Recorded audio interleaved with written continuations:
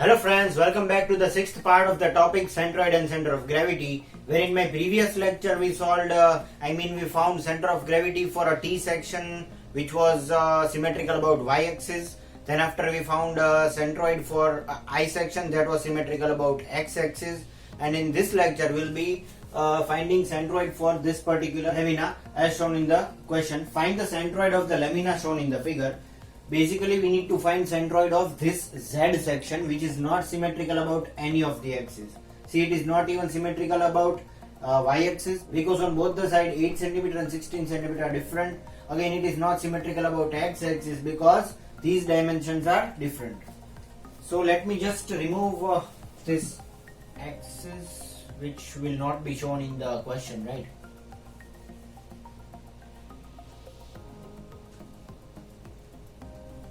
So this is your question of which you need to find out centroid, or we would say center of gravity. So as usual we need to identify, or we need to make three parts. These parts will not be given, we will have to make these parts. Okay, so first task is to make these parts. Okay, so this is my first part. I am assuming that this is my first part.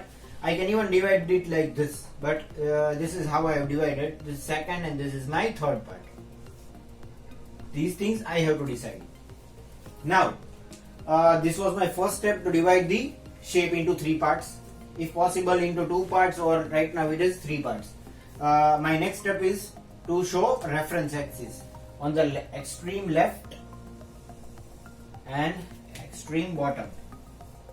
This is my reference axis, taking reference of which I will be calculating x coordinate and y coordinate, because this is not symmetrical about any of the axes. So nothing will be obtained directly. Both x bar and y bar needs to be calculated by using the formula a1x1 plus a2x2 plus a3x3 upon a1 plus a2 plus a3 for x bar. And again for y bar also we need the calculation. Formula is a1y1 plus a2y2 plus a3y3 upon a1 plus a2 plus a3. Now the given section is not symmetrical about any axis. X bar, y bar both to be calculated. Yes, I have already explained that. Divide the sections in parts. Okay, we already did that. Then as we did last time, this time also we will calculate a1, a2, a3, and then x1, x2, x3, y1, y2 and y3 and so on.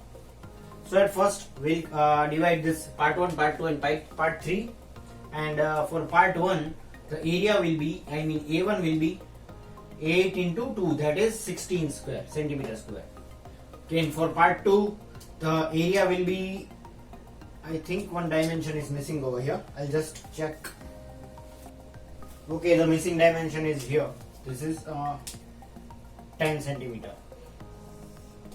This much is given, 10 centimeter in question. This is to be mentioned, or else we will not be able to solve the example. So now the area of second part is 10 into 2, that is width. So 10 into 2, that is 20 centimeter square. Then for part 3 we have dimensions 2 into 16, that is, see, this much is given is 16. 2 into 16, that is 32 centimeter square. In this way we found a1, a2 and a3. Thereafter at first we will calculate for x1, x2 and x3. So the x1 is moving towards the centroid of the first part in x-axis. So I will move in this way till center of this. If total is 8 centimeter, this would be 4 centimeter. That is what I mentioned here, 8 by 2, 4.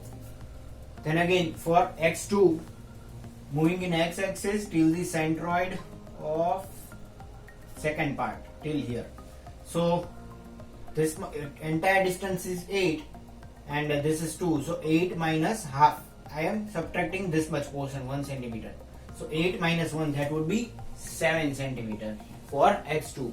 And for the calculation for x3, we have moving from here till the center of the third part till here. Total is 16, so this would be 8. So 8, see, this time we will have to add this 8 to this 6. This much is 6. If we remove 2 from the 8, it would remain 6. So this much is 6 plus 8, that would be 6 plus 16 by 2, that is 14 centimeter. So we calculated x1, x2 and x3 I'll just remove now these unnecessary things.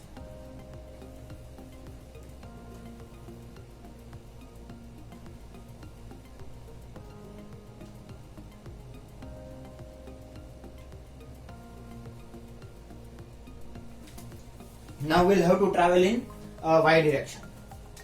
So for calculation of y1, here I have shown y1, will be moving in the y direction from here, or we would say from here till the center of the first portion, till here. So this distance we need to find. That is this 2 centimeter plus till here 10 centimeter plus again this total is 2, so this much will be 1 centimeter.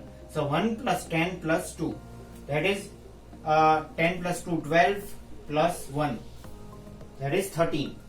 The answer is 13. We can calculate it either way. I have even shown 2 plus 12 minus 1, that is this 2, total is 12 and minus 1.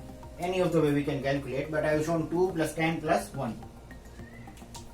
And now for calculating the value of x2, I mean y2, we'll travel in y-axis from here till the center of second part. So this much distance we need to calculate. That is this 2 plus half of the 10, that is 5. 2 plus 5, that would be 7 centimeter. This is the value of y2, and for calculation of y3 we need to travel in y direction this much, that is half of the 2 centimeter, that is 1 centimeter. This is y3. In this way we can calculate value of x1, x2, x3 and y1, y2 and y3.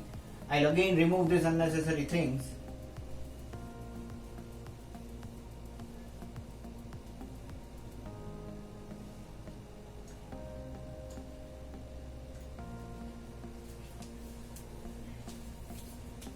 This was our question.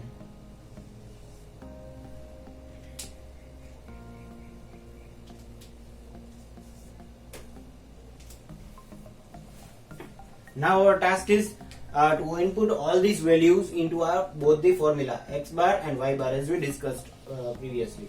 So inputting a1 x1 plus a2 x2 plus a3 x3 from here divided by a1 plus a2 plus a3, the values are here. And simplifying this in calculator, we can get the answer 652 divided by 68, that is 9.5 centimeter x bar. So for finding the centroid for this section, we can travel from here till 9 centimeter. That is this much. This much is 8, but we are having 9.58, so it would be beyond this. 9.58. That is our x bar. Now for calculation of y bar, inputting all the values a1 y1 plus a2 y2 plus a3 y3 divided by a1 plus a2 plus a3, so we have answer 380 divided by 68. Doing this in calculator, we'll be having 5.58. So now we have to travel this much distance in y-axis, 5.58. So this is our G, that is centroid, x bar, y bar.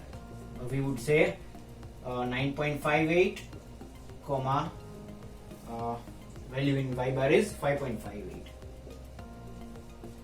So this is our required coordinate for that is the centroid for this Z section, which is not symmetrical about either of the axes. So friends, this is all for today. Wait for my next video, and thank you for watching.